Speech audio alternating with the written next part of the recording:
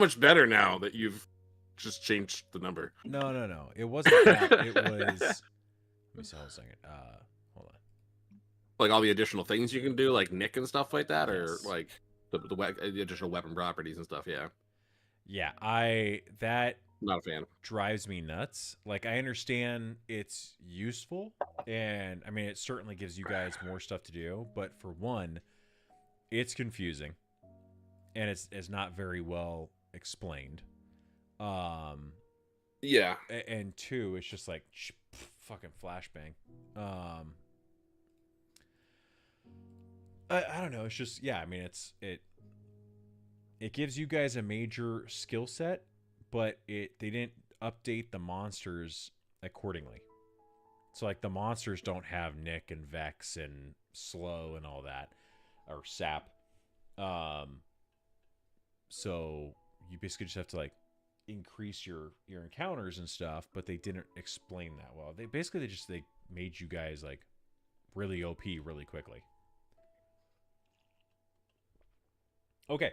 I know. Like we've done that before in like other campaigns. Like I want to like try to like nick them or whatever. Be like, all right, well, fucking you. I mean, you rolled the hit, but go ahead and roll for accuracy on that shit. Mm-hmm. Like, and try to come up with something that would make sense in the moment. Right.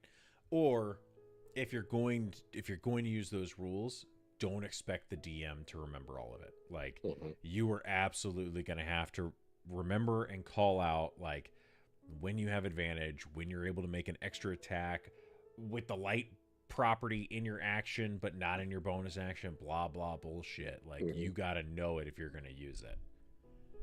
Because I fucking can't keep up. Fair. Especially when everybody can potentially just pull advantage at any time now. It's crazy. Okay. How did I get hurt? We should be good from here then. So, is everybody ready to get started? Yep. Hooray! Yeah. You got it, dude. You got it, dude. Cool. So we start as we often do in the air above Waterdeep.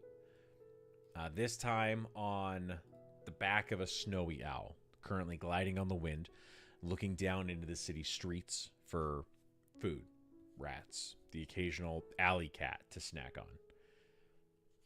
As this owl is flying through, an explosion rocks the wind, and the owl turns sharply and flies off towards the forest beyond the walls as fire and smoke begin to rise into the sky.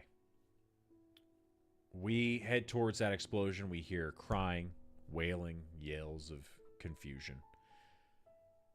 We see 5 horses with riders tear out away from the fire, hooves clomping on the cobblestones of the city streets. We see 5 figures open the doors to a temple, carrying a small body. We see 6 figures huddled around an altar with golden light that grows and fades and grows and fades. We hear a voice yell, "Why would you give us hope if she can't do it?" We hear a voice say, I tried. I'm sorry, Seth. We hear a gasp as that small figure wakes up. We see a coin flip in the air, tumbling end over end. And we see 5 figures standing around one. As we pull in closer, we see Jenks pull away from where he had his face buried in Juniper's clothes and asks, "Are Net and Squidly okay?" They're very upset right now, but they're unharmed. We have to let them know you're fine. We have to find them again. He just buries his face back into you and starts crying and holds on to you.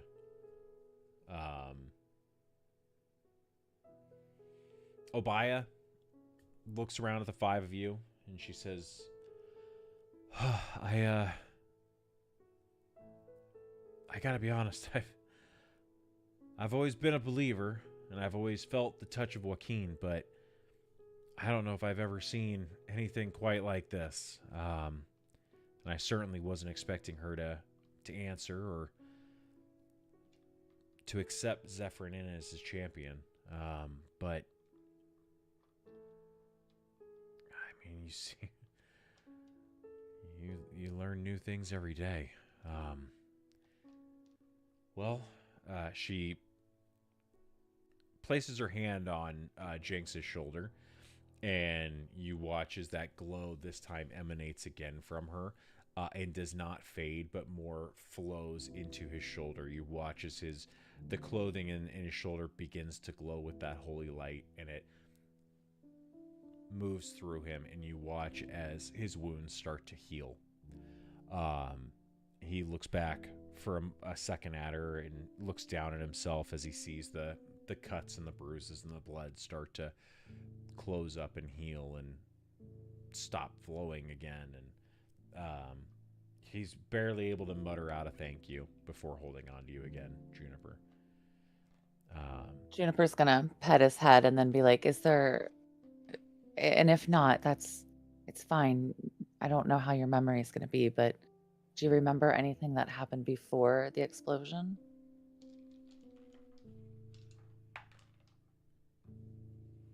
He just kind of like, no, and puts his face back in your clothes. He rolled a 2, just so you know. Like, he does not remember. It was very traumatic. No. Fuck, yeah, it is. Yeah. I'm gonna look to, fuck, you just said her name and I forget it. Obaya. Obaya, whatever we owe you for this evening, just let us know. But I'm gonna get him home and I've got to find the other kids. I appreciate that. Any donation is appreciated, but a sacrifice was made tonight, and that debt is paid. Zephyrin will be paying that debt on your behalf for who knows how long. And as always, if you need anything, we're here for you. I appreciate that. Thank you. I'm gonna start leading back towards the horses to head back towards the house and hope we can find the other two. Okay.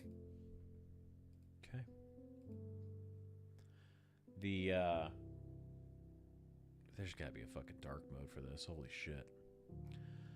Flashbang. Every time. So you guys are gonna head back? Yeah, Juniper, you're gonna be taking Zephyr's horse, right? Yeah. Okay. I'll attach the lead to my horse and lead it back to the house. Okay. So the 4 of you begin to head back north through the city, pulling a 5th horse alongside of you. It takes you longer to get back to Trollskull Alley, as you are not currently racing as fast as you were on the way down through the North Ward and the Castle Ward and down to the Dock Ward. As you head up the high road, I would say it's not until you've gotten north of the market and the Godcatcher is firmly on your left. But once you have reached that, ahead of you to the northeast a little bit, coming from Trollskull Alley, you still see that there is black billowing smoke coming from the alley.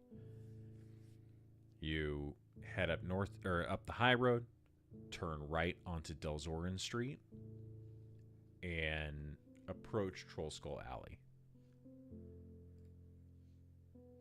As you get closer, you see that the south entrance that allows you into the alley, the one that you generally go into, there are currently 6 town guard that are standing at the entrance.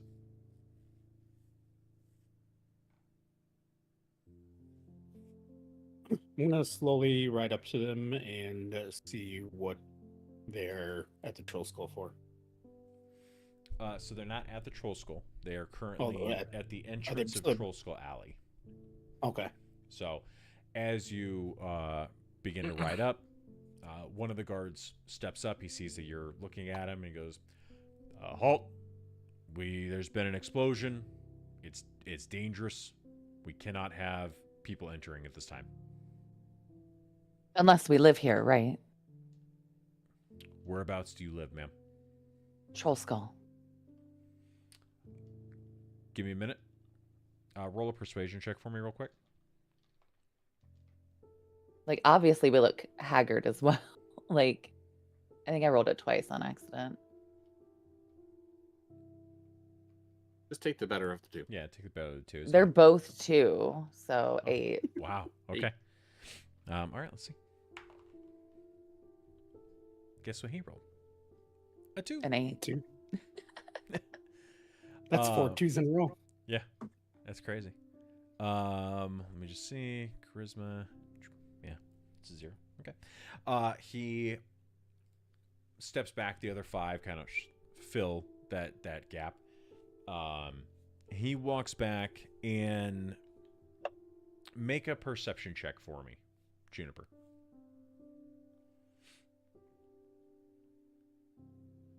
Eight. Okay.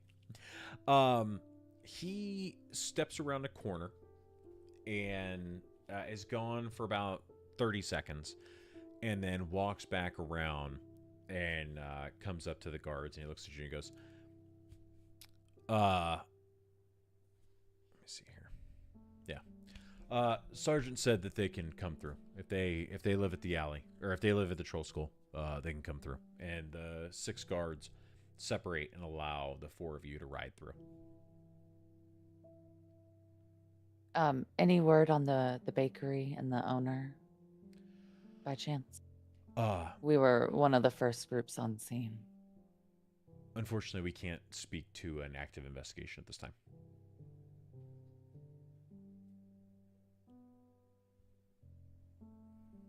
So, Do you know the well-being of the bakery owner, though? I know you can't tell us about the fire, but any update on the bakery owner? None that we have. We've been guarding the entrance. However, it's possible the sergeant or who is he? He is a constable, I think. We're going to call him constable.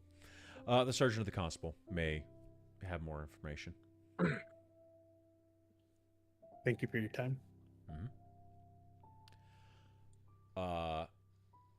He is not. He is just a... Got it. Anyways, they step aside, so you're able to head into the alley.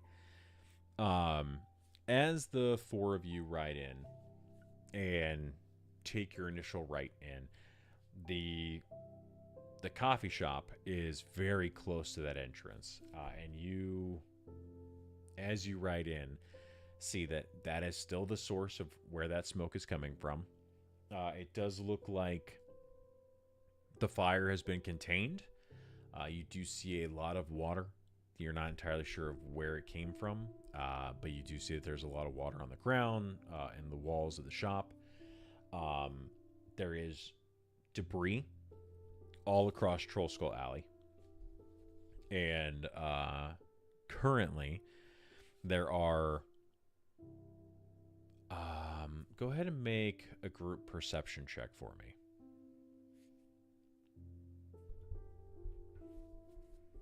22. 11. 12.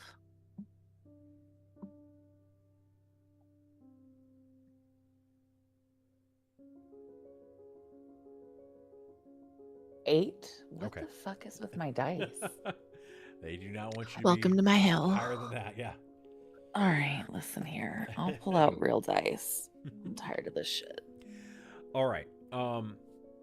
The majority of you see that as you ride in, it looks like there are 2 gentlemen that are currently directing operations right now. You are looking at them primarily. There's one that's a little bit taller, one that is shorter. The taller one has like a mop of brown hair, grayish kind of ashen skin, has a like a brownish leather cloak around his shoulders, green jerkin, and tan pants.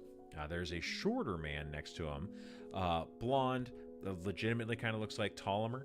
And when I say Tollimer, I mean the actual player. Has a nice big mustache. So handsome. Yes. Round green glasses. He's wearing a purple robe. Has like a walking stick, cane, and a golden chain with a gold medallion on his chest. He's got a brown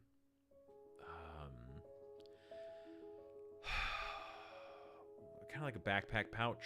Can't think of the word, but like satchel. Passenger bag. Satchel. Yeah, passenger bag's good. Here, I can go ahead and put these guys in here. You'll end up getting names a little early, but it's fine. Hi, Hubs. Bye, Hubs. And Tollimer, you specifically, everyone else is looking at these two. You quickly scan the alley, and you see approximately 20 constables that are walking around, knocking on doors. And you also see that there is a line of what appear to be covered up bodies near the wreckage of the Rise and Shine, and there appear to be about 10 bodies laid out. So as we get closer to the entrance, I'm gonna take my cloak and kind of wrap it around Jinx and like hold him tighter, so that way he doesn't have to like look out into the wreckage or anything. Okay. You just I'm feel assuming him, he has his owlbear.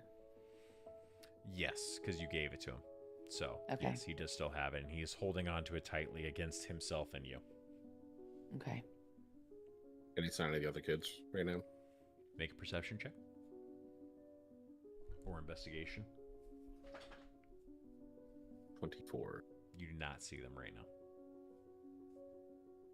I'm gonna turn towards the house, and I look to you guys and I'm like, you do what you guys feel is necessary. I'm gonna go ahead and take Jinx home.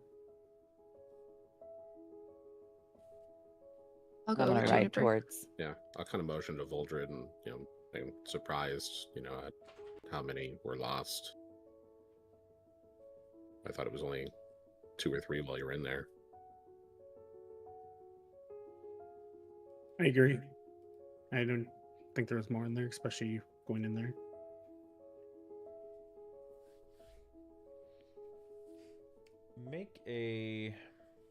I'll let the two of you, since you talked about it. Or you can either each roll straight or one roll with advantage. Either a history or investigation check. I say take the I'll advantage. I'll give the advantage to Helmer. Okie dokie. Don't roll like me. The dice giveth and the dice taketh away. They sure do. It's an 8. An 8. Okay. I'll say that you, with an 8, you can't tell how many people were in the shop, but I will say that even with an 8, that with your time in the alley, you know that it gets pretty busy out here. There are quite a few people that are out and about, walking, enjoying, performing, and I will say that you notice that at least a few of these folks, that there are drag marks leading up to their body where it currently lays, and some of those drag marks are short. Coming from the street. Yes. You said there's a constable right there, right? Yeah. There's a few constables. I will say,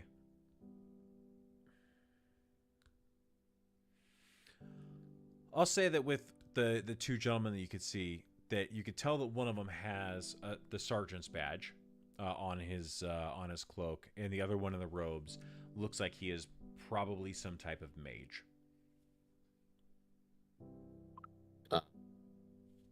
So the sergeant with the pen, I'll just go out to him and say, I don't want to interrupt, but we were some of the first on scene.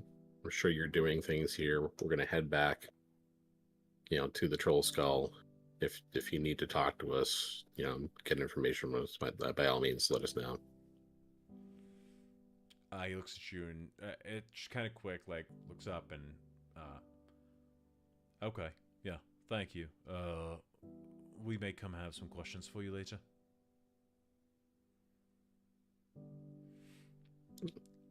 As you guys start to ride towards the Trollskull, you go a little bit past the bodies. You do hear like a behind you.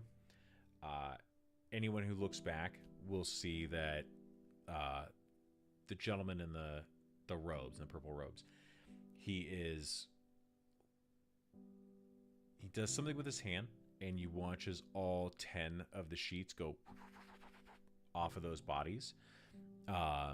And you can quickly see that there are people of all races and walks of life.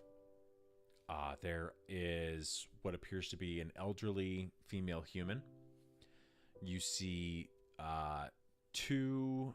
You can't discern if they're male or female. What you can discern is that they are cloaked figures and look to have leather armor on them with long swords still in their sheaths.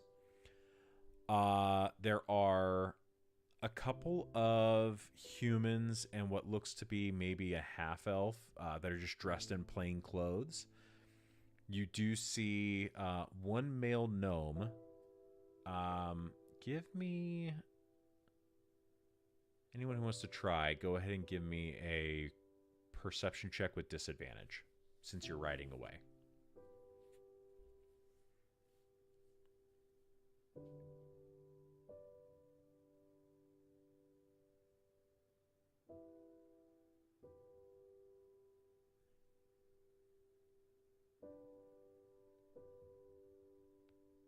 It's a 7 for me. Okay.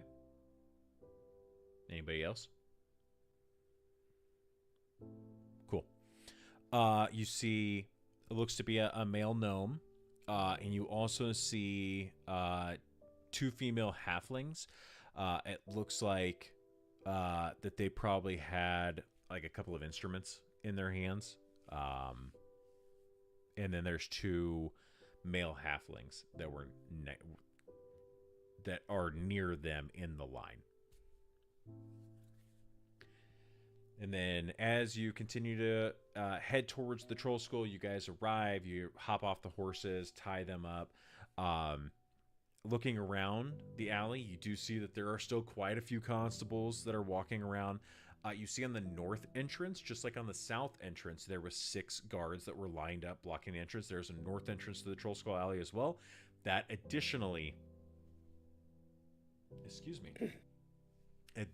has 6 guards in front of it. You do see that there are most of the constables are walking around in like groups or threes. You do see towards the east end, looking at like a small alley between a couple of buildings, you do see one constable by himself.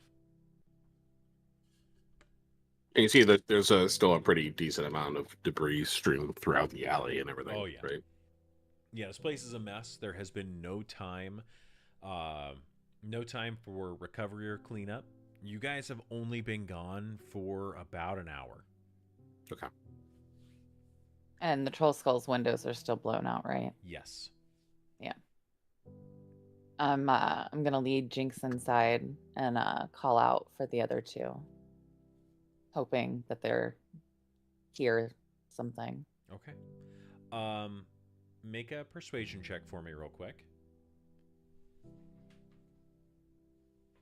While she's doing that, I'm gonna start cleaning up the glass from the blown out windows so we can get it ready for repair down the road.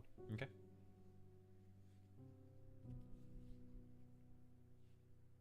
24. 24. As you walk in and you start yelling at the ceiling and trying to see if there's the kids upstairs or if they're inside, Jinx walks over and sits in a chair and takes out Lena and like puts his head on it on the table. You don't immediately hear anything from the other kids there. However, what you do hear is, "Oh man, I've got a raging headache. Could you please not yell quite so loud?" And you see that Broxley Fairkettle is currently sitting at the bar. He has found a tea rag and has like wrapped it around his head, and is currently nursing a glass of whiskey that he has taken from behind the bar. And you see a silver piece on the bar already. There's a bit of blood that has soaked through that tea leaf from where the blast that blew out the windows of the Trollskull threw him directly into the bar. You can still see that the bar has some of his blood on it. Go ahead.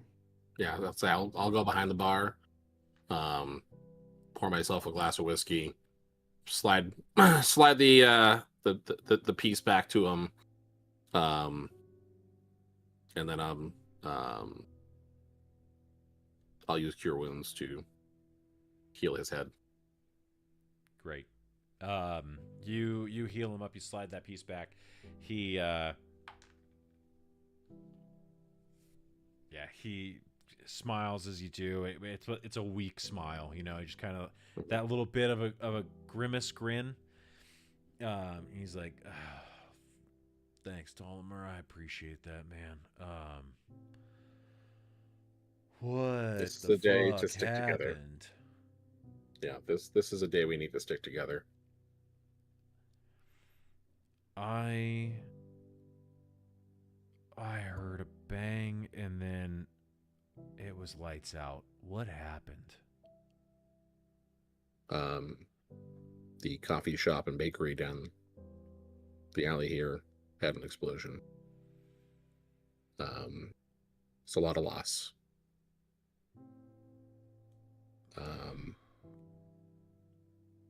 Plenty of damage and rubble out there, but it's the people that we've lost. Do you have any idea of how many people got hurt? Hurt, I don't know. As we were coming back, I did notice they had at least 10 people lined up in the street covered in sheets. Jesus. He takes the glass and to staying alive, I guess. I'll kind of nod over towards Jenks and try to quietly say, so that Jenks can't hear me. Said, we lost him, and Zephyrin sacrificed himself to bring him back. He's now a champion of the goddess Joaquin. Good for him, I guess. As he puts the glass back down, you hear, and from your new stairs that you have in the Trollskull, you see Nat and Squidly coming down, who had heard Juniper and were making their way down. And as they're walking down, you see they, like, very low, forlorn tears are streaming down, have been streaming down their face. You can see the dirt and ash that they had on them from the explosion has not been cleaned. You just see rivers along their face from where they've been crying. And then you just hear an explosion of shouts and cries as they spot Jenks at the table, and they rush to grab him and hold him. And you hear Jenks just go, it's okay, guys. I'm glad you're okay." And Squidly's like, what happened, man? Like, you were dead. I don't know. I was just there. I was here, and then I wasn't, and then I was, and I don't know. I saw a nice lady, and I think I saw a couple of people I used to know, and then I was back, and these guys were all there. As he's like talking, Juniper's gonna start placing down plates of like cut fruit. The muffins that she gotten from the bakery earlier, plated up and stacked and nice, and drinks and things like that, as she's just setting food on the table in front of the kids and fussing over them and everything. And she's like, yeah, some things are just really impossible to explain, but you got a second chance, and Zephyr made it possible. He really came through for us. They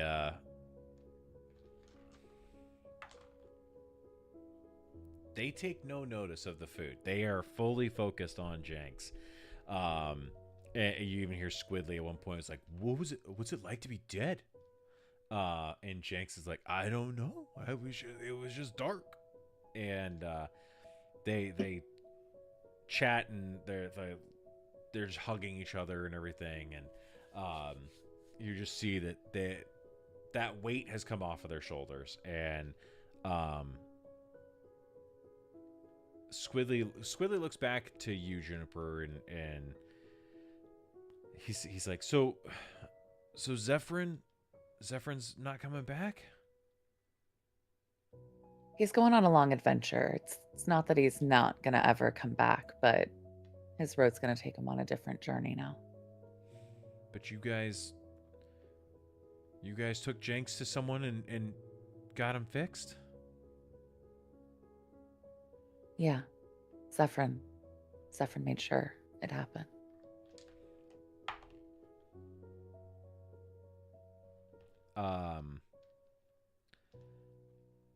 Squidly stops, and he's looking at all of you, and like takes a deep breath. He's just like, and he walks over to you, Voldred, and he just goes, I'm sorry I yelled at you. That was wrong. I was just really upset in the moment. I'm really sorry. There's no need to be sorry. I'm going to grab his hand as he shakes and be like, it's okay to have those feelings when you lose someone that you love as much as Jinx. Just be sorry for the way... Not be sorry, but just be grateful for Zephyr, for what he did and what he could do to help get Jinx back to us. He sacrificed the most out of anybody. Okay, yeah. Thanks. You're welcome. Jinx, do you want to go build another fort up in the upstairs? And Jinx is like, yeah, if it's got like a bed. Yeah, we can do that. Let's go. And they Wash your faces. Okay. And they grab the food that you left. They've now noticed it, and they like run upstairs. I'll look over to Juniper and say, they're not washing their faces, right? As she's grabbing a broom and dustpan to start cleaning up broken glass and whatnot. Yeah. And like catches her own reflection in a piece of glass, and she's like also like haggard and needs to wash her face. She's like, tell me something that I don't know. We've all been that age. Speaking of which, I need a Constitution saving throw from everybody. Can we do it with advantage because I don't want a bad roll? 21. I got 16. 19. Okay. And what about Maylise? She got a 6. I got a 6. Okay.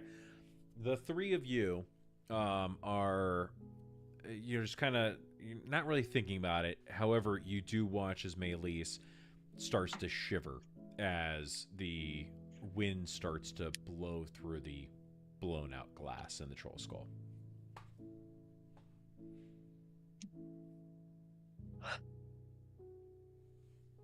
Anybody want to patch that Can up? I? Yeah, I'm gonna walk over to the wall and I'm gonna cast mending on the broken windows. Okay. How much will mending do? 1 foot. I don't know how big the windows are. Break or tears no larger than 1 foot in any dimension. You mend it, leaving no trace of the former damage. Okay. Just looking at the windows in this room, they are Yeah. much larger than 1 foot. So I will say that unfortunately these glass windows were completely blown out. Okay. You go to try, and as you do, you see like parts start to get to like set up into a thing, and you get like this foot square. But then as you try to push further and you start to lift more, that the parts that you had start to like and fall back to the ground. As that does, I'm gonna kind of turn to the nearest table that we have in there and just grab cloth and kind of start hanging it up over the windows for now. Cool. You start hanging that up. Go ahead and make a survival check for me. 17. Yeah. You start, as you're putting that up on the wall and everything, you see you get it to a place where like using mending, you're at least able to kind of like stick these like this canvas to the wall at least, so it stays up. And as you do, you watch almost like a sail as the canvas like woof, kind of fills out from the wind that's coming through, but it does stop the wind for right now. And then you hear from behind you is, guys, I know it's probably not the best time for this, but like we can fix that. Like I got a crew that can get in here and get these windows fixed for you. That would be We'd much like that. appreciated. They have the roads blocked off at the moment. Yes. Yeah. Well, once their investigation, I'm sure you is guys are going to done- be busy fixing a lot of things in this alley. Yeah, probably. He, like at this point, he's like, "Is it cool?" And he brings out like a cigarette from his pouch. Is it cool? Juniper's going to light up a joint and Great. be like, yeah. Okay, good. Like, brings out like a little notebook and he starts to scratch out, some stuff real quick. He's like, okay, so normally those windows, time, labor.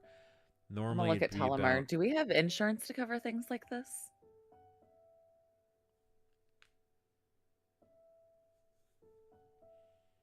Let's kind of look at Broxlane. Is there an insurance guild? That's a little outside of my purview. I don't really know, but I could tell you that normally fixing these windows like this, it'd be about 50 gold. But I appreciate the drink and I appreciate the healing. So let's call it 20 and I'll get you squared away.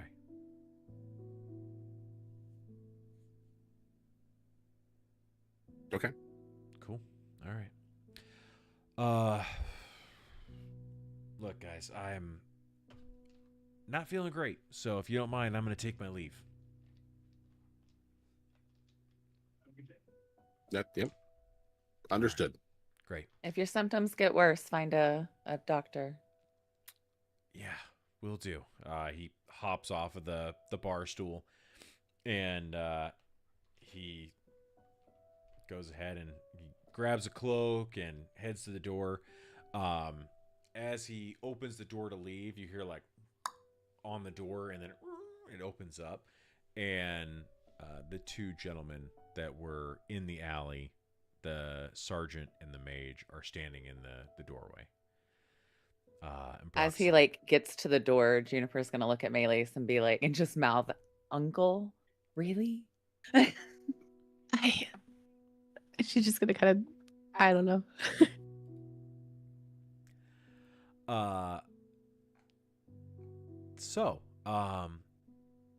Broxley behind you, or at the door, looks back and goes, you guys have more visitors.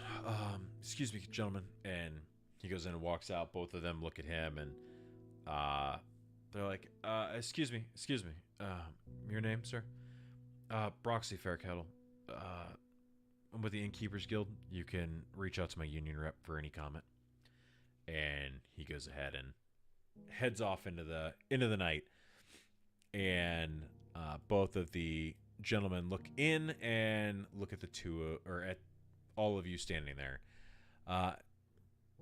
Excuse us. Is now a good time for some questions? I'll say sure and kind of motion to a couple of bar stools in front of me while I pour myself another glass of whiskey. Great. They walk in, both gentlemen. You see, again, that sergeant badge on the taller one, the purple robes of the mage. As they walk in, the taller one says, sorry, wrong voice. Sergeant Seth Cromley. This here is a member of the Watchful Order of Magus and Protectors. And he points to him, and the shorter one says, yes, I am Barnabas Blastwind, at your service. And Seth says, we just got a few questions regarding the explosion out in Trollskull Alley. You obviously were all affected by it, and we just need to know what you saw, what you heard, what occurred. I mean, we were here when it happened, and we heard it. We went running up there, and Voldred actually was able to go in and got some bodies out. Then we left to take care of one of our friends, one of the children that lives here. And Barnabas is writing in a little book as you say this, and yes, you said you took somebody from the scene. One of the children? What is his name? Is he here? His name is Jenks. He is currently resting, yes. He's been through a lot, and he has no memory of what happened of the event. We already discussed it. Go ahead and make a persuasion check for me with that one, please. You can do that with advantage since you are telling the truth. Nat 20. There you go. Okay. Barnabas goes, okay. Scratches away. So you were here and you heard the explosion. You went out. You checked into the coffee shop. You found your little friend and took him out to get assistance for him. Was there anybody else that you may have seen in the explosion, in the damage that you may have recognized? Vulture, didn't you pull the owner out? Yes. Maylis healed him. Yes, I ended up going into the burning building after the explosion and pulled the owner of the shop out. To get some healing in the street. But as our child Jinx was injured, we ended up leaving the owner in the street to get finished healing while to get aid for our child. Okay.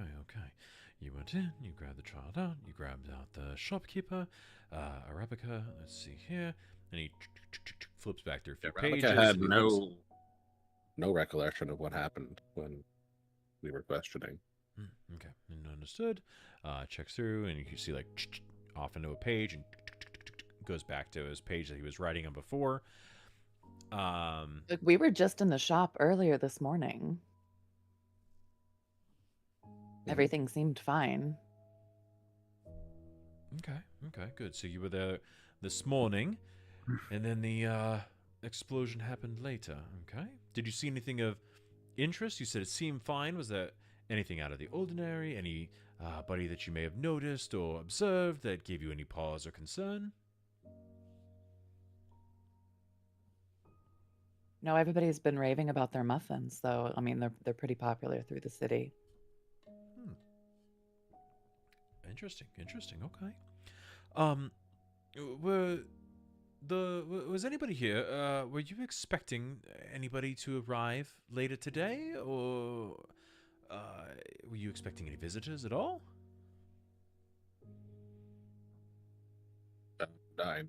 Broxley, who just left, was here at the time. Talk about things here at the Trollskull, but I know expected visitors coming to stay here or drop by. I see. And is it just you, or the four of you? Are you the owners of this establishment, or is this just somewhere that you work? How are you related to the Trollskull? We do own the Trollskull. I see. And there was a fifth member. However, he was tasked by his deity and had to leave town.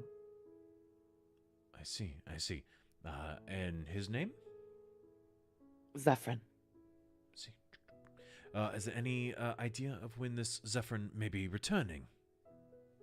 You could. Unfortunately, when Joaquin calls, you just go. When Joaquin calls, you just go. Okay. Thank you. All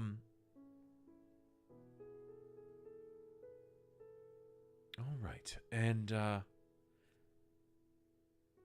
you can clear him through Obaya if necessary. Obaya Uday can speak on his behalf. Perfect. Thank you. I do appreciate that. All right. Let's see here. Sergeant Cromley, any questions from you? Cromley looks and he says, you want to ask about the gnome? Yes, very good, of course. Do any of you happen to know of a gnome that frequently travels through Trollskull, or that maybe was coming to partake in the Trollskull for the first time?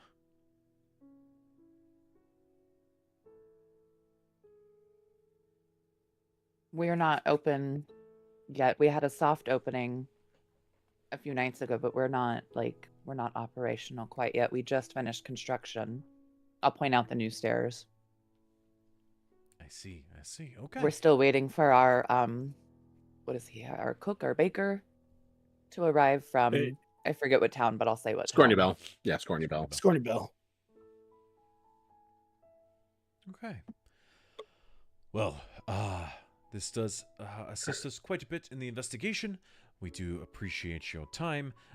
We do ask that you do not disturb the investigation scene as we continue to look for evidence to try to gain a timeline of what happened today and what led up to the occurrence of the explosion. So please, if you would... What can you tell us about a gnome that was coming through here?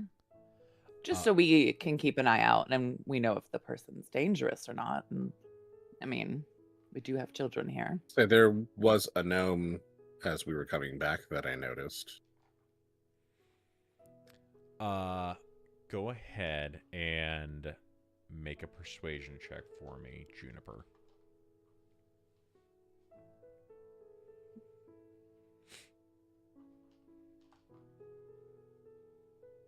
$24. Oh, okay. Okay, so he says, well... She looks really pathetic. With a 24, that's a terrific roll for this. And Barnabas says, well, let's see, yeah. And he flips back through and he goes, obviously, everything's still under investigation. We're still doing our research.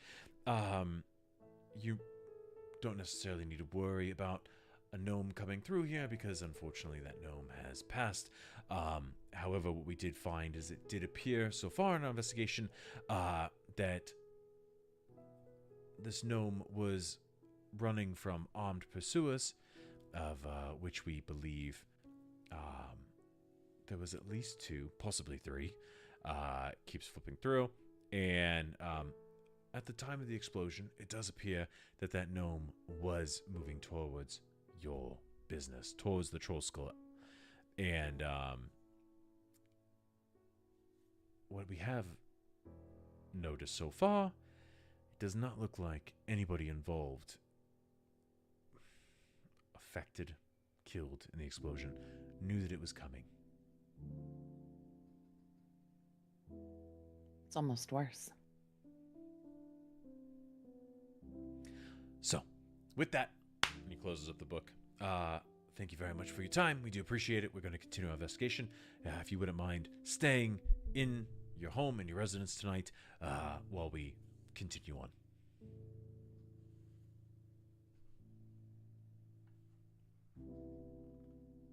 All right. So I'll escort them back to the door. Terrific. You walk them back. They tighten up their cloaks around them. The sun is going down. Street lights have started to fire up, the oil lanterns in them, and you see that as he walks out in order to give himself some light, you watch as like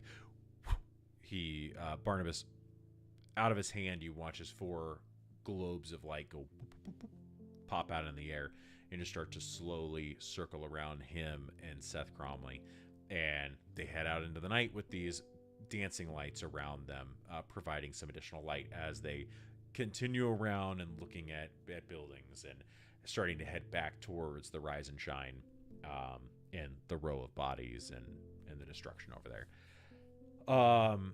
Has everybody Juniper's walked gonna look at Ptolemy with a set, like, determined, like, angry, like, look that he knows that she only gets when she's, like, fucking serious. She's like, we will find those pursuers and they will come to justice for the innocent lives that they took. I think 2 of them may have already gotten whatever was coming to them. I saw 2 amongst the bodies with the noun. That Whoever sent them then. Whoever started it. Well, what known would have been coming to us anyhow? For what reason? Voldred, where are you in this moment? Still by like the entrance area after like getting the windows all done up, because then they walked in after. So I'm still kind of like in the bar area where all the windows are blown out on the Okay. backside. Are you watching them walk out or anything? Have you seen these 2? Yeah, I can. Yeah, I'm kind of like, as they leave, I'm kind of, because I see the orbs and I was just kind of curious of what's flying around them. So I kind of peek out that cloth of the window and kind of look out the window at them and watch them walk away from the Trollskull back toward the alleyway. Cool. In that case, for you specifically, I'm going to need you to do a Arcana check for me.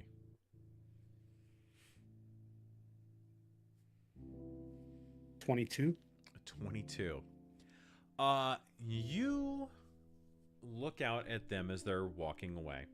You see the destruction in the street, and looking at the front of the building of the Rise and Shine, you start to notice something. And you're looking at the outline of basically the hole where the damage is. You look at how far out this debris has flown. You start working it out in your head, and you realize that you have recently come into a very similar type of power that could have caused this type of damage. And with a 24, we're not going to beat around the bush here. You look at that, and it pings in your brain that was absolutely a fireball that caused that explosion. As I'm kind of looking out and I, get that deep gaze and I kind of get that look like, kind of like thinking about there's no way it could be it. Like, did someone really cast this vicious spell in such a confined area on a shop? And as it kind of hits me, I'm going to kind of look over towards Ptolemy and Juniper, kind of like as they said their goodbyes and kind of talking with each other about getting the people that happened to them, and be like, guys, I've seen this kind of damage, or what could produce damage to a building like this. Juniper, remember when you and I fought the Kyrian crawler? That's what you can do?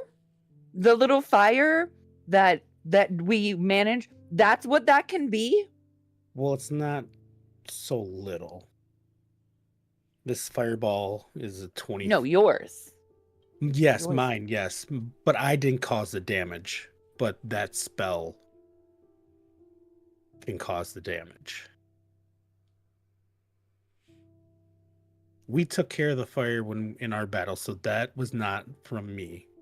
As I was in the building with you guys when the explosion happened. Well, obviously, I'm not saying you caused this. I'm just Good. saying that's what that.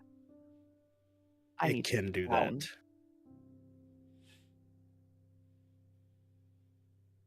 And not anybody can just cast these spells. It takes great training. Oh, well, at least I guess the list of people are short.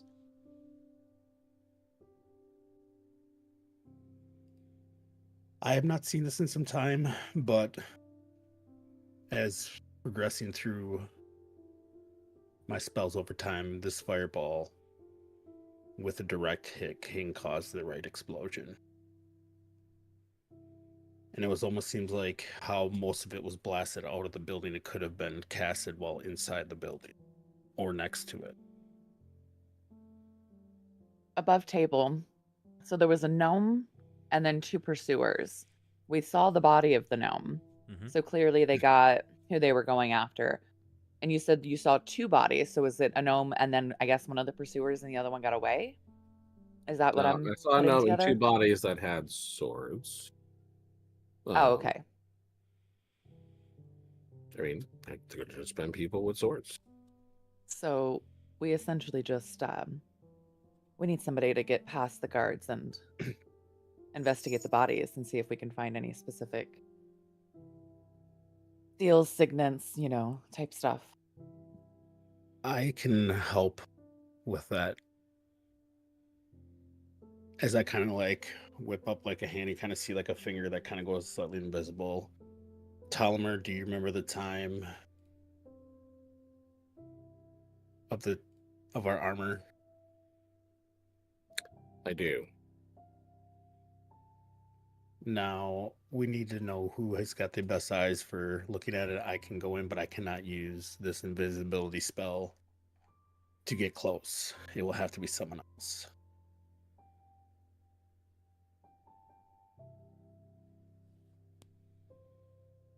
Who's good at being sneaky? And I look over to Melee.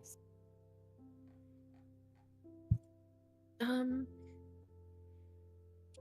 think I've proven to be not the most coordinated. We don't count the person, but I think you can sewer. try. We don't count the worm incident. I'm happy to try.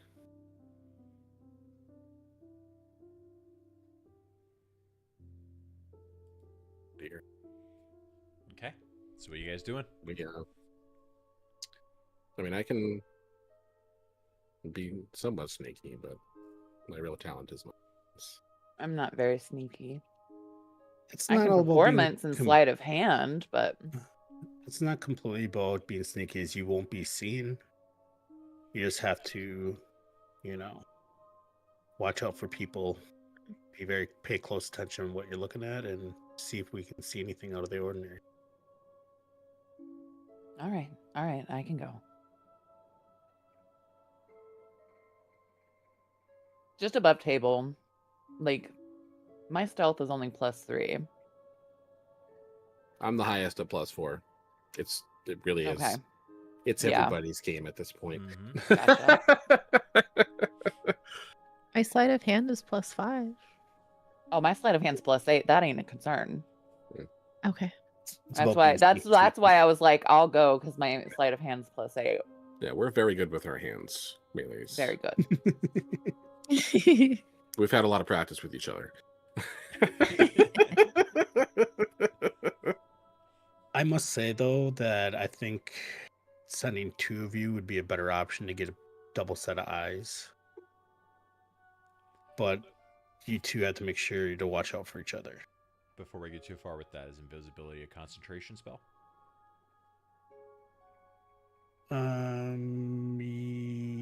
Yes, they both are, actually. So for up to 1 hour. Okay. So for you, you can cast invisibility on one person. Hold on. It's actually using a higher level spell slot. You can target one additional creature for each spell slot above Okay, 2. cool. Very cool. Let's do So, it. You gonna send them both? Let's go Yeah, I'm poke gonna around send their them up. investigation. Okay. Yeah, I'm gonna send both. So I'm gonna kind of, as they're standing next to each other, I'm gonna kind of just put my hands and just both just double finger touch each of their shoulders as you watch the invisible fingers come back onto my hand and kind of just spread through their whole body as they slowly just fade away. Hell yeah. As I'm looking down at my body fading away, I'm just gonna wait until I'm completely faded out, and then I'm just gonna flick Voldred right in the forehead. That's for the armor. This is a good use. Awesome. And I'm gonna kind of just feel it as he walks away and just kind of do a little rub off of it. I'll open the door for them so it doesn't look like if anybody's there. Make Whatever sure did nobody happen with is that armor? outside that door anymore. Let's say It's I'm on its walking- way back yet. It's we've only been here for 2 weeks, but it's been 6 months ago since we sent it on its way in the wagon. So in a couple weeks he'll be here. So we'll see him by the end of 2026. Our cook will be here. All right. You guys going out? Yep. I'm gonna open the door for him, make sure nobody's out there, that they can walk out freely, and then they can watch how they're walking along their way. Cool. Make a performance check for me. For me or him? For Voldred. Performance, okay. DC's 15. 23. Ooh, nice. That one. Okay. You open it up, you look outside, and you're like, okay. And you go to close the door as you head back in. But you give yourself enough room so that both Juniper and Tolimer can step on through. You close it. Looks totally normal. Nobody got hit with a door. I did not mean that. Okay. Where are the two of you going? To the store, like walking along the same path behind the people who just left. Trying Kind of step in trying there. to like not step into any snow piles or any like puddles or any like ash, like just making sure we're not like leaving a trail behind us. Okay. I'm hoping that it's not snowing actively, and that there's probably some footprints we can step into since they haven't that long. I will roll in front of the board for that. I'm going to do a straight D20. Low is snowing, and high is more of a rain.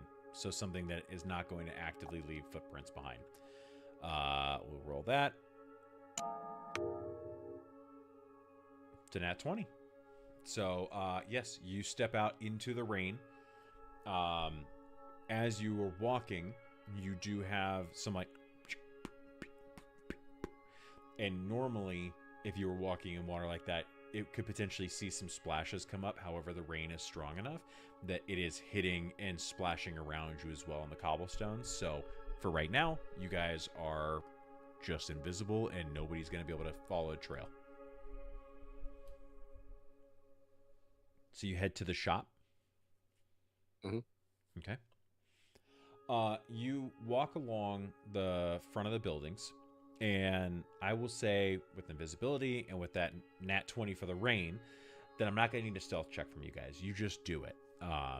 You make your way between constables and city guards. You do see Cromley and Blastwind. They are talking to witnesses. You see that there is a small boy that is walking away with his mother. They've just finished questioning him, and you see they are now talking to Fala Lafaller, who is the owner of Coralon's crown in the alley. She's the wood elf. She has the, I believe it's like a 3-story building in Trollskull Alley. It has a greenhouse on the 2nd floor that you can see from your windows. They're currently talking to her, and they pay no notice of the two invisible figures walking by, and you make your way to the Rise and Shine. You're now standing in front of this blown out building. Can we see each other? No. No. Okay. We didn't even talk about a game plan. Well, I talked about looking at the bodies, so that's what Juniper's gonna do. She's gonna head to the bodies. Are they still uncovered? Yes, I will say that at this point they are uncovered. There are still some guards around that are blocking view for the most part. You do see that Blastwin, he does every once as he's writing in his book. He looks over and takes a look at the body. He listens to Fala's testimony and looks back over, and so he's kind of like cross-referencing as he's talking. But other than that, they're still uncovered. Just getting wetter as they can. Actually, you know what? I'm gonna say, let me see here. Okay, yeah. As you approach, you do notice that the ground and the bodies themselves, everything around the alley is wet from the rain. However, as you get closer, you do notice that the ground is dry around them and the bodies are dry as well. And as you approach, let me get an Arcana check from the both of you.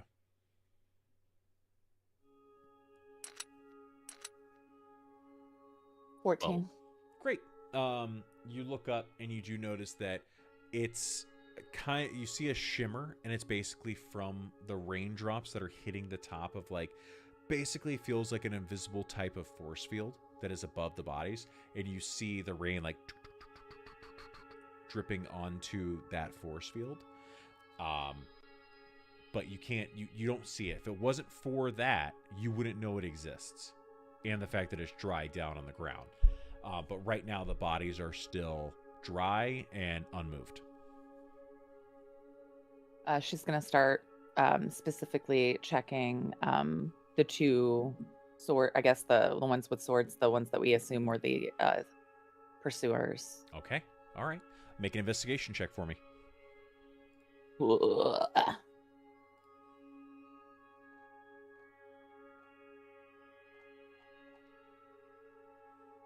15. 15. Very good. Okay. You start to pick over, and you take a look at those two specifically. You do, as you get up close, you do see, again, clad in leather armor. They got those sheathed long swords on them. With a 15, having already seen this before and knowing where to look, you pull down one of the sleeves on the right forearm, and you see that there is a black winged snake tattooed on his right forearm.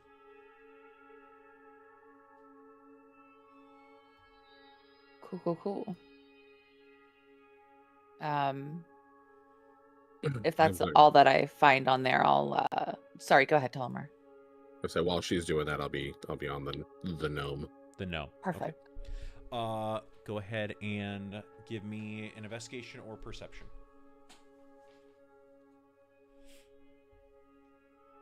And you know what? I'll let you do advantage. Oh, you don't need it. You got 21? 21. Yeah, great. Okay. You take a look at the gnome. You're looking at his clothes, and the big thing you notice with the 21 is that there is dry waste on his boots and his cloak.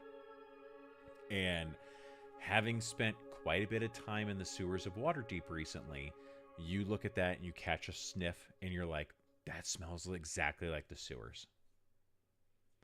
Additionally, with the 21, you do see a pouch that is on his belt, and like a quick feel of it, you do feel a few hard objects inside. Ayo. Know what they are. I only cut the last half of that. What'd you say? Yeah. I said I want to know what they are. Okay. You want to try and grab it? I do. Okay. Go and make a sleight of hand check for me.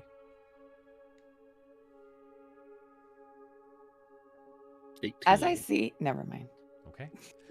18, you are very quick, very invisible, and a knife comes out, real fast. You slice the strap that's holding it onto the belt, and you pocket the bag.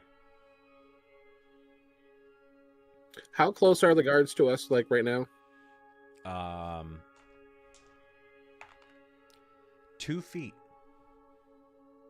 They are right next to these bodies. Well, shit. Gene, I was gonna create a distraction. You were gonna, or you are going to? I'm going to. So I will after finding the tattoo and kind of like looking over the bodies and seeing that like the pouch disappears, Mhm. I'm gonna like to myself just be like, God damn it, okay, and like look around and try and like find like a stone or something Mhm. to chuck and like get distance so it's not like nearby or doesn't seem like it came from the vicinity, and kind of like create a noise that distracts them. Okay, great. I would say that because you don't want them to see where it comes from, you're not wanting them to see this missile fly through the air by their heads. Go ahead and give me a sleight of hand check.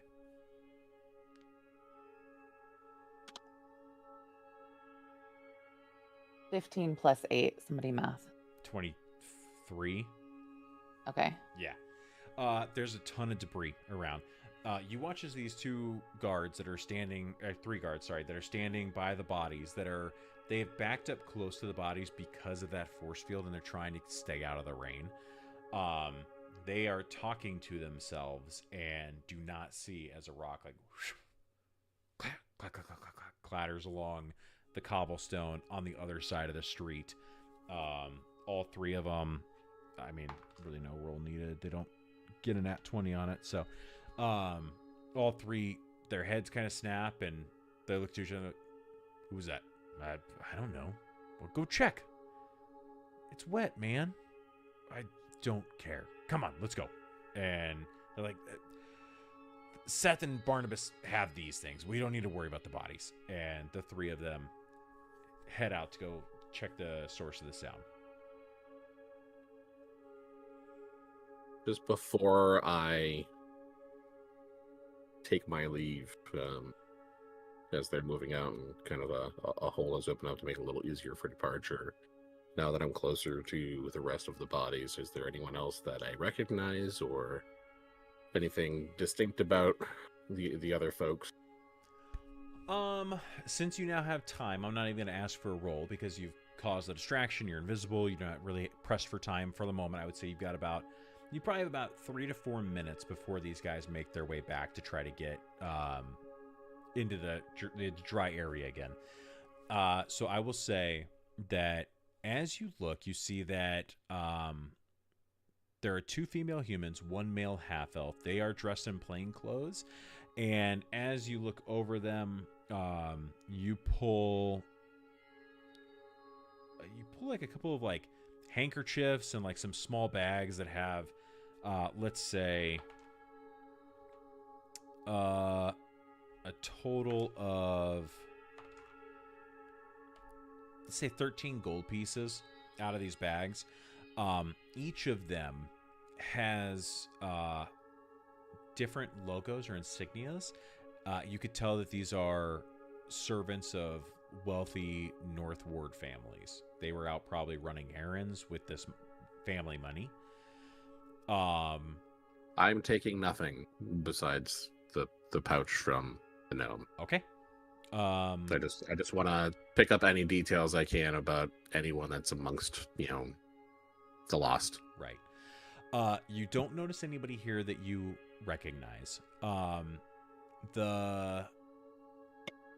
The gnome, I will say that not only did you find that bag and everything and find that waist on belts, you do see that he is currently, even in death, he is clutching a dagger. And finally, there are the 2 female halflings. You do see they were playing a flute and a fiddle. Those are next to the bodies. 2 male halflings that are there you look, you're able to just kind of barely, like it's starting to rain out and you're not really able to see as well. But you can see from their drag marks that they were very close to where they currently are. And you can see their footprints. There's a ton of footprints in the area that they were dragged from. Putting two and two together, you think that the halfling females were playing music and these two males were They were probably dancing along. dancing. Other than that, you do not notice anybody that you recognize from the alley. But the alley has gotten busier over time. So there's just a lot of people that come through in and out now. Anything of interest with the dagger itself if I peel his hand off of the hilt or anything? Make an investigation check. I will say this is going to be a high DC at 20. Oh, no way. He rolls a nat 20. Nat 20. 20. Hell yeah. On the hilt, it has a really nice like overlay and like filigree along this, but for the most part just looks decorative. You do see though at the bottom as you look, basically carved into one of like the lines of the filigree, you see a intricate letter N.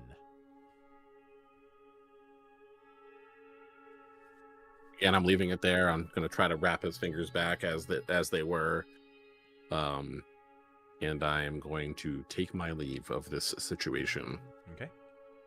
I'm gonna use the extra time being invisible and try to listen in on like any personal conversations about the investigation. Like maybe a constable's talking to another constable. They're talking about different theories or anything like that. Just gonna try and listen in.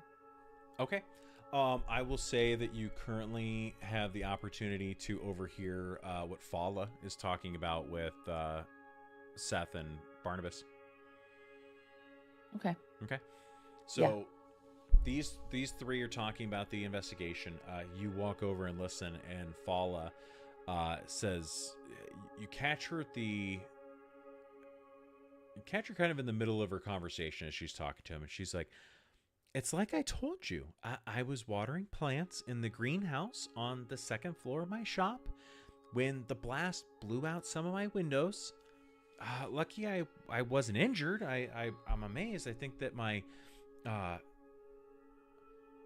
wrestling nestle that I was watering at the time, I felt like it tried to grow and protect me. My plants, I care for my plants and they care back. But I ran to where the windows were and I looked out and I saw the smoke coming out of the rise and shine. But then through the smoke, I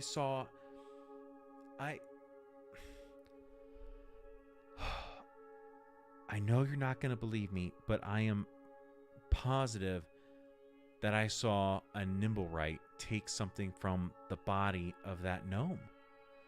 And then he ran east through those buildings." And you hear Barnabas is like, really, a Nimblewright, one of the mechanical men.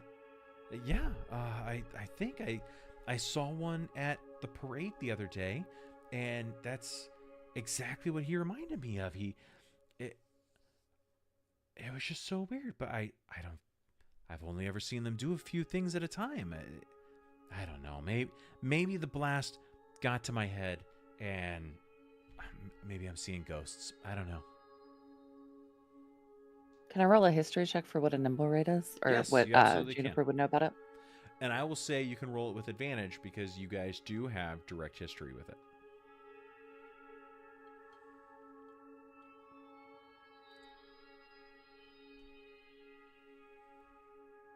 $19. Yeah. Okay. You went to a play at the Light Singer Theater a couple of weeks ago, and when when you were there, you watched as let me see, a 19 works. I can. Oh wow! I actually got there on the first try. Who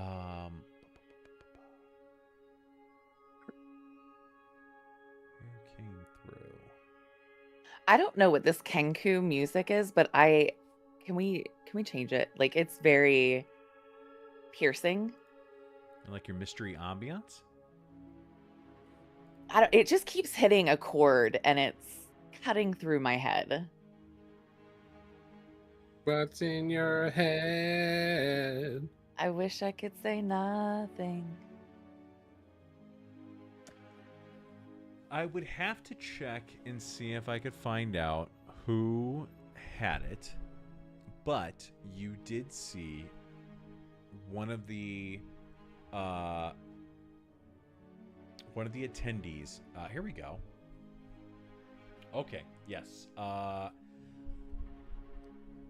When you guys were at the Lightsinger Theater, at one point there was a large commotion as Zardoz Zord and his... The attempt on life, right? That was, yes. That was not Mert that had it. But Zardoz Zord came in and was a very big deal. People were very excited to see Zardoz. And his... the woman on his arm that night, Margot. While they walked in, there was a nimble right that was walking with them who looked like a mechanical man. And he took Margot's coat for her and then left. I just looked at my notes. Yeah, Zardoz Zord Zedan Zar is his name.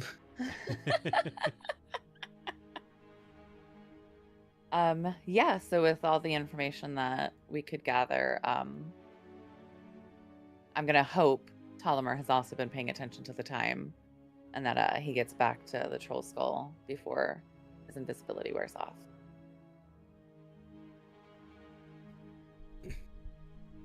Oh, fuck. How are we going to get back inside? Oh, I know what we're going to do. It's fine. I know what I'm going to do anyway. So I assume we're done here then? I'm sorry. I went back to the Trollskull before you, but essentially as I get up to the door, I'm like, I can't just open this. I don't know if she's back yet. So I'm just like trying to look in the window that are now covered in cloth. And I don't want to make noise. So I'm trying to look and see if there's like little wet halfling footprints on the porch to see if she's come back yet. She went to the horses while invisible and is like trying to hide amongst the horses for the invisibility to wear off. Above table, it lasts for 1 hour. Yeah. You hear from around the corner of the Trollskull, Ptolemy, because you're at the door. The horses are to the right. Those are more to the eastern side. Ptolemy, you overhear a little bit of commotion coming from the north end entrance. What's our count on being invisible so far? You've been investigating for about 10 minutes at the most. Okay. I'll go out, into the street and kind of try to stay somewhat close to the buildings, but I want to get out, not in the middle of the street, but out to a point where I can at least see what's happening. Okay. And stay as close to the Trollskull as I can. You step out. Again, no rolls needed. You're invisible, so we don't need to worry about it. You can get close enough. You see that the 6 guards that are at the north end entrance, they are currently talking to a taller, well-dressed gentleman who's saying, excuse me, please. I need to get through to the Trollskull. I have an appointment to be there. I am meeting someone, and listen, guys. I'm a Never Ember. Just get out of the way. And the 6 all look at each other, and all right, come on. And they let him through. As he walks through, you see Raynair Never Ember walking towards you.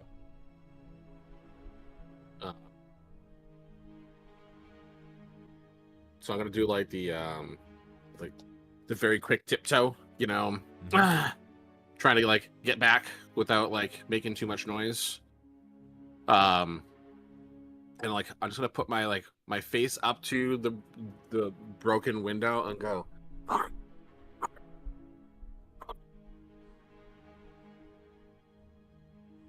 As I'm kind of standing there, I kind of just hear like a little bit of a noise coming from the cloth, and I kind of maybe as I cast the invisibility, I'm like, okay, maybe they're coming back. I kind of peek out the window, kind of lift that corner of the cloth up. I don't see anybody, but I kind of see the Talamer footsteps, kind of like just what footprints is. He's the only one up to the house with, after being in the water. Does he open the window I'm at?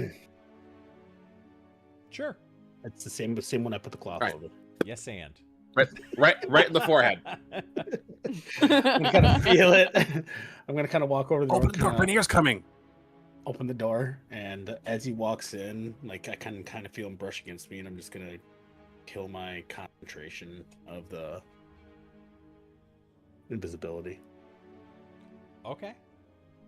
So you kill it. Tollimer poofs up on the you're on the patio. No, No, he I opened said the he door for him came to walk inside. in. Okay. Let me you- cut inside. Yeah, and as he walked in, I could feel him brush past me. Okay. Inside. And Juniper, you are by the horses. By the horses. I need an animal handling check from you as you suddenly poof in front of. That's a nat one. Oh, These horses are like, they immediately, like, this halfling just showed up out of nowhere. They're like, the fuck are you doing? You do hear with a nat one. You hear, hey, what's the commotion over there? And you start to hear of running feet. I'm just gonna call out, sorry, I was tending my horses. And I spooked them. They're just, the explosion, they're on edge. I need a deception check from you. I mean, it's not technically a lie. That's a nat 20 plus 11. Okay, all right. Couple of My deception is plus 11, by the way. It's great. terrific. Yeah, that's the best part about being a bard. There's like 4 guards that come running around, and they see you taking care of these horses, and they're like, sorry madam, we need you to stay in your house, please. Like, we're still under investigation out here. No, absolutely. I just needed to make sure the horses were fine after the explosion. I needed to know if they needed any healing. Understood. I will absolutely inside, and then she heads back in. I Understood. just want to say, as they're running up and this conversation is happening, I'm gonna run out and just be like, "Is everything good?" So that I have a reason for being wet when Rainier comes in. Okay. Since I had to stay inside. He is walking around the corner as you run out and talk to them real quick. And they're like, okay, apparently we don't understand staying in the house.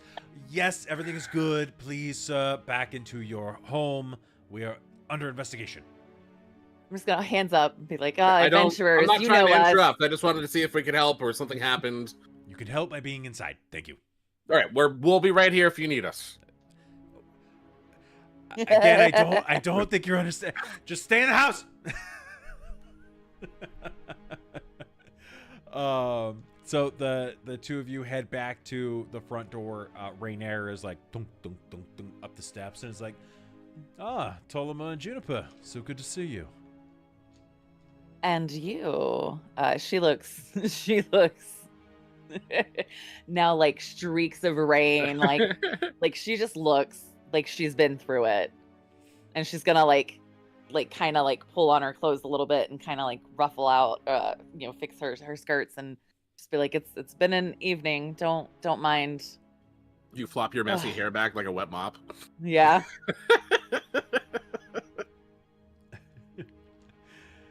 We've had some great loss this evening, and pull back from the brink of the whatever's on the other side as she like ushers them inside. All right. Well, I look forward to hearing about it. Yes, let's get inside. Let's get out of the rain. So, you all head in. He takes off his cloak. He outside like rings it off real quick. Comes in, puts it on a coat hook, and steps in and looks around. And he goes, "My goodness, this is a disaster. What happened?" The Rise and Shine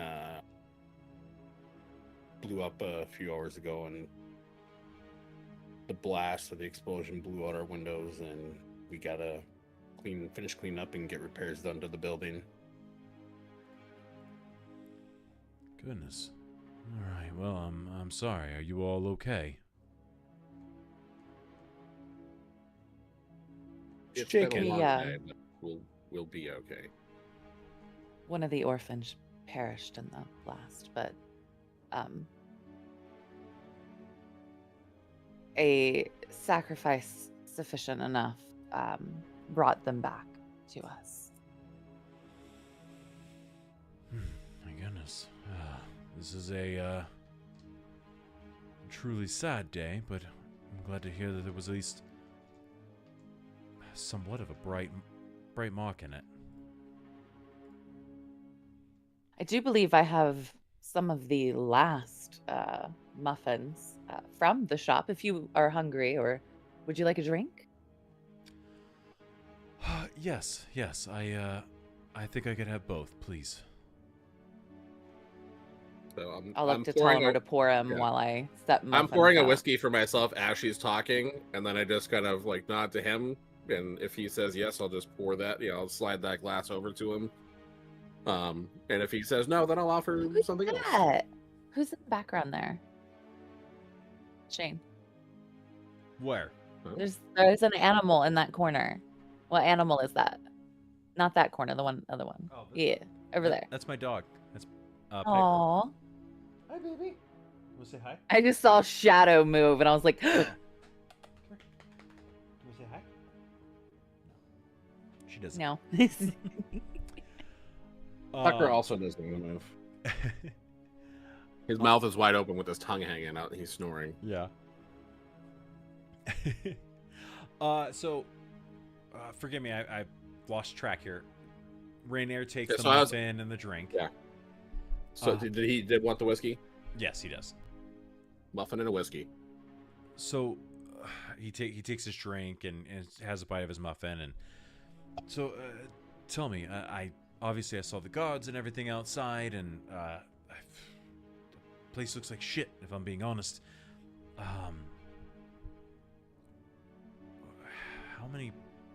Who died out there? I mean, no one that we know personally, aside from one of our children that we were able to bring back, but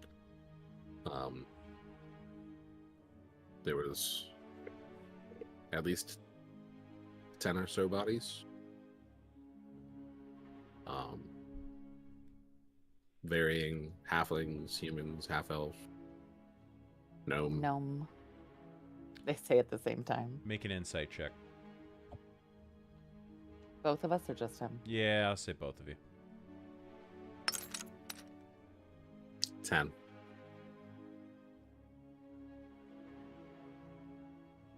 The whiskey's 16. getting to me. What was that, Juniper? 16. 16. You notice his eyebrows go up at the mention of a gnome. She immediately locks onto it. What was that? If you have information that can lead us to who caused, or even remotely put us in the direction of, we would be in your debt because. And she drops her friendly mask and looks distraught, looks like she's been traumatized tonight. She's like, I lost one of my kids weeks after losing one of my adventurers. And I promised her that I would take care of these kids. Well, There is a debt to be repaid. I understand. Well, the reason I'm here is not by happenstance. I was here. Oh, I just thought you missed me. Of course, always. However, I was here to meet a contact. Someone who reached out to me. That contact just so happens to have been a gnome. The constable did say the gnome had business at Trollskull, but we hadn't any idea why. and the others that you He saw was out there. he was in pursuit. Is what they told us when they were questioning us. He was pursuing, or he was being He was- pursued? He was being pursued. by a winged serpent marked individual. And then I'll look at Ptolemy and let him know I found the tattoo marking. Okay. So, with that, that will definitely open up some stuff. He sits back, finishes the drink immediately, and he says, "All right, well, that was Delicon.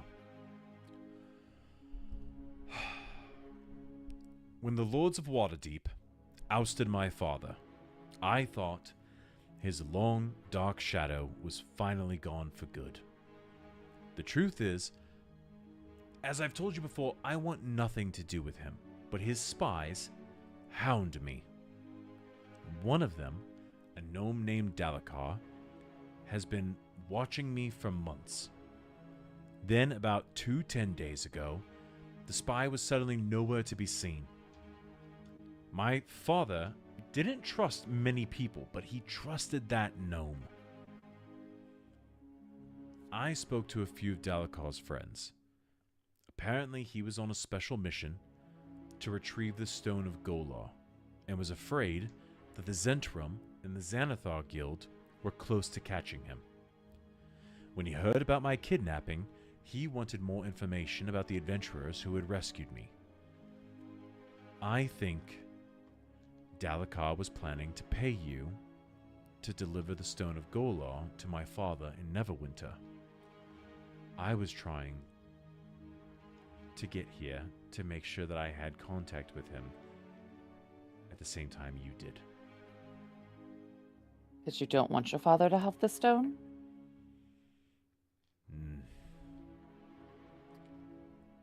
The stone being What does in the play. stone do? Well, the stone is part of a key. And that key opens a vault. Is this more to do with that hidden treasure thing of the city? The grand game. Yes. The gnome did have a rather ornate dagger with an N That's, amongst the filigree. That is my father's crest. That confirms it. That gnome is Dalakar.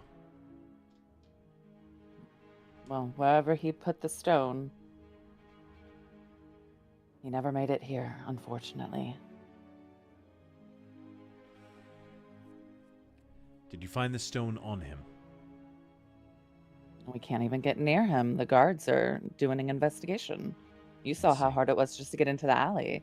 You saw what happened when I went out to check the horses. I see.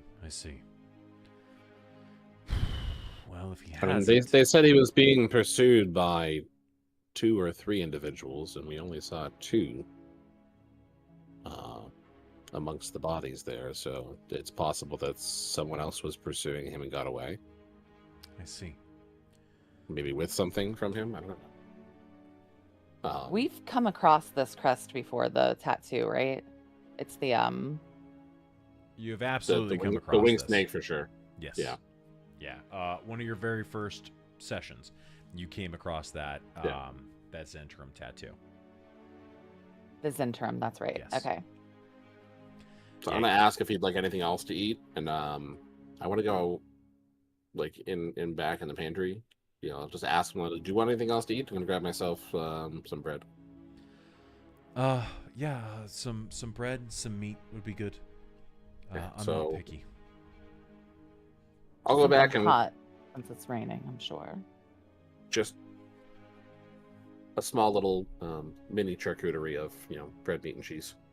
No fruits, because I while I'm back there, I actually want to see what was in the pouch that I took off of the gnome. Okay. You open it up, and inside, you take a look. You see, you pour it out. You are currently holding on to 5 gemstones, all of which are worth about 100 dragons each.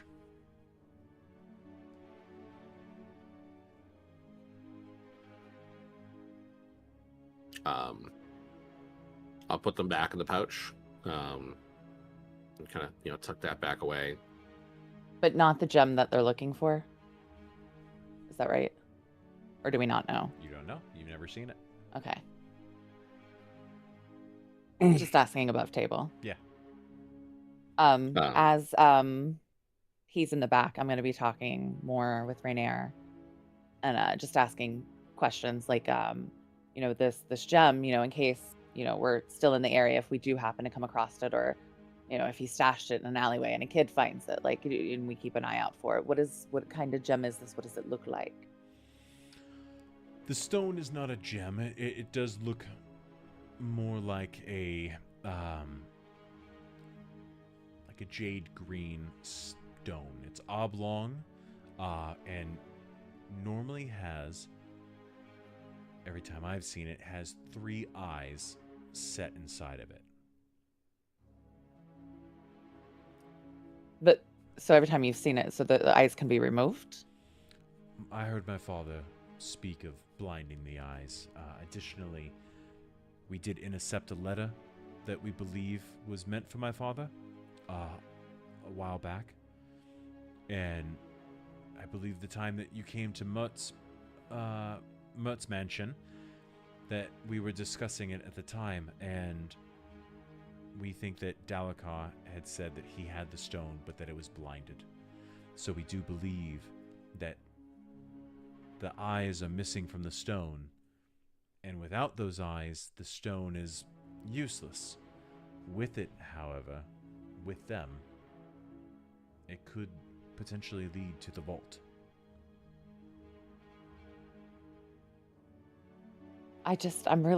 My flappers are gasted that this gnome would think to come hire us to deliver this stone to your father when, we have a very well working relationship with you, and he would know that if he was, stalking you, as he was supposed to be keeping an eye on you.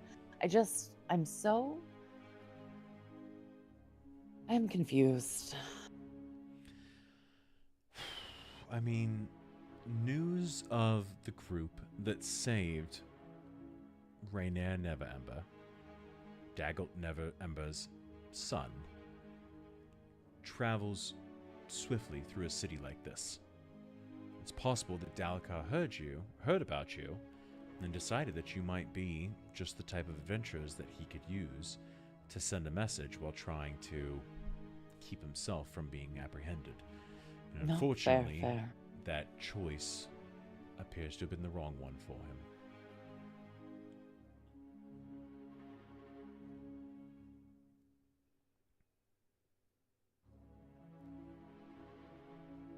Well, I don't like the news that somebody who was known to be heading to us met their demise before they got here. That kind of put a dampers on the business, She's gonna try and lighten the mood with a chuckle and pull back her mask of customer service friendliness.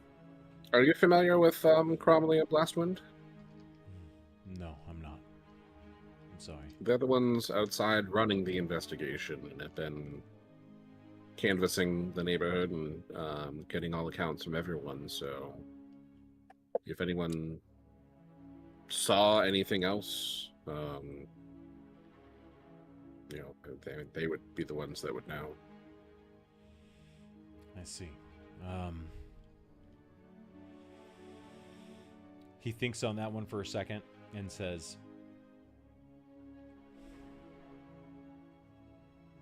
would you,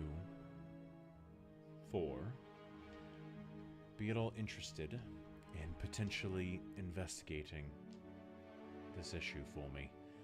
I'm a little bit too high profile to be looking into this and have my face around. For a friend and the right amount, I'm sure we could be convinced, she says, as if she wasn't already investigating.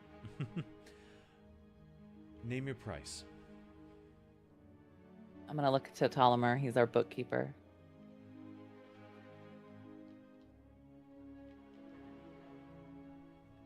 I mean, to be honest, I think the best price is a favor for a favor, a future favor, in a time when we need the kind of help you're seeking from us. Something we can't do on our own, and you have the ability to do, I think, would be the best. The top left of your screen. Rainier Neverember will remember that. He looks and says, "Okay, I'm agreeable to this." We don't put a coin price on friendship here. Right? No, he reaches out, stands up, and he puts out his hand to shake yours. Shakes all of yours. I believe the best place to start is to observe, to potentially talk to witnesses here in the alley, see what they had seen, and then we can use that information to try to find our next target and find who or what potentially killed Dalakar. See if we can find out more about it.